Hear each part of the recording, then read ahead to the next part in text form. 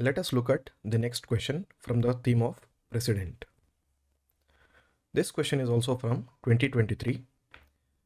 Consider the following statements in respect of the election of the President of India. So this question is mainly focusing on the election provisions of the President of India. The members nominated to either House of the Parliament or the legislative assemblies of the states are also eligible to be included in the Electoral College. So this statement is saying that the nominated members to the Parliament or the legislative assemblies, they are also included in the Electoral College of President. Higher the number of legislative assembly seats, higher is the value of vote of each MLA of that state. So this statement is talking about the value of the vote of a MLA of a particular state, and it is saying that it is directly proportional to the number of assembly seats. We'll look at it whether it is correct or not. Statement 3 says that the value of vote of each MLA of Madhya Pradesh is greater than that of Kerala.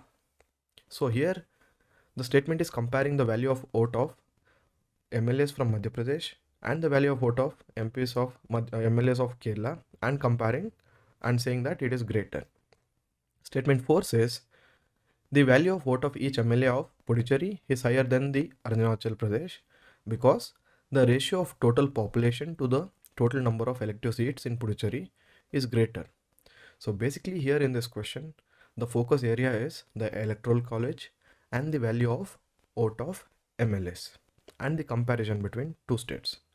So here this statement could be answered only if you have very clear knowledge or a comparative knowledge about the population in those states and number of seats in those states in the assemblies.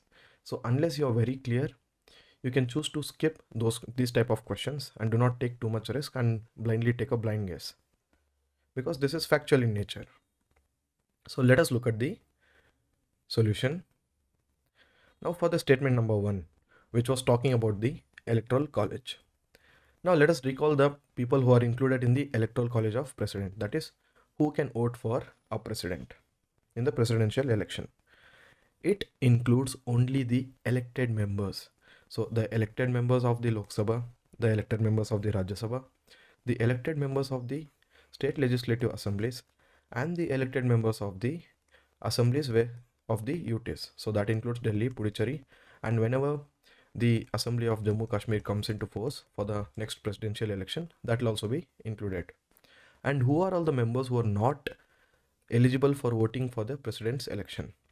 The nominated members will be disqualified from the Lok Sabha, Rajya Sabha, and the elected and the nominated members of the state legislative councils are not eligible, and the nominated members of the UTs of Delhi, Puducherry and Jammu and Kashmir in future when it comes into force. So here it is very clear that only the elected members can vote for the president and nowhere the nominated members are included. So we can very surely say that the members nominated to either House of the Parliament or the Legislative Assembly, they are also eligible. No, because they are ineligible. So this statement is incorrect. Now the statement 2 talks about the value of votes. And what was statement 2? It says that higher the number of elective assembly seats, the higher will be the value of vote of each MLA for that state. Now how will the value of vote of each MLA will be decided? The constitution says that because the president represents the entire country, there has to be some uniformity in the representation such that the uniformity is maintained between the union and the states and also among the states. So that way a president can become a truly representative authority. Now how is the value of vote of each MLA calculated? For that the constitution prescribes that the total population of the state will be taken and the total number of elected members in the state assembly, that is a number of members in the assembly for that particular state, that will be taken and the whole thing will be divided by 1000. So that way the average constituency size is divided by 1000. And for this, what is the population? Which year's population will take? As of now, as per the 84th amendment, we'll be taking the population as per the 1971 census. So until the census data after 2026, whenever that comes, until then we will be taking the 1971 census. So here we can see that the value of vote of MLA will be dependent on the population size and the number of members in the legislative assembly.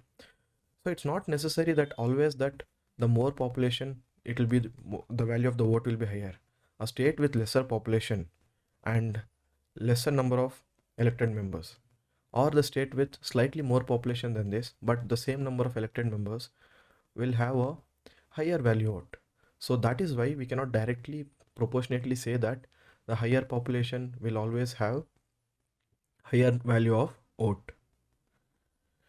We'll take a numerical example for you to understand this. Now, for example, for the state of Uttar Pradesh, the number of legislative assembly seats are 403 and the population as per the 1971 census is this much. So now if we divide this by this number, we get the value of vote of each MLA as 208, and the total value of votes for the state of that particular state is 403 into 208, which comes to 83,824.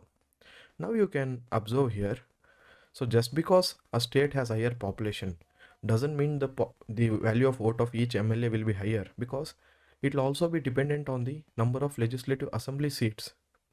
So that is why we cannot say that it will always be directly proportional. Now the third statement was talking about, so this statement we know is wrong. Now the third statement is talking about the value of vote of each MLA of Madhya Pradesh is greater than that of Kerala.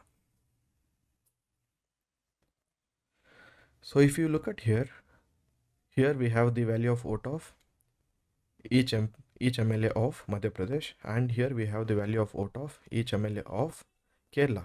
So here the value of vote of MLAs of Madhya Pradesh is lower than that of Kerala when we calculate using the formula. So that statement is also wrong, because in the statement they have given the value of vote of the MLAs of MP is greater.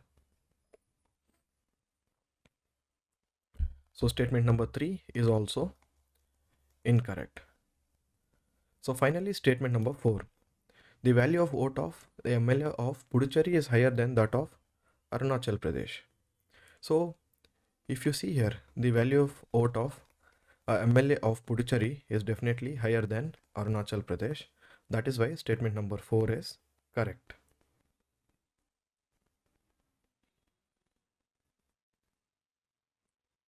So statement number 4 is correct. Ultimately, how many of the above statements are correct? So it is only one statement which is correct, because the first 3 statements were wrong. So as you can see here clearly, this statement was conceptual and this statement was conceptual, but 3 and 4, for you to answer that, you need to know the populations of that particular state, and you also need to have an idea about the number of assembly seats of that state, even to take a educated guess. So that is why when you have very factual questions like this, be very careful. If you are very sure, attempt it, otherwise skip it. So the answer for this question is A, only 1. Okay, let us move on to the next question.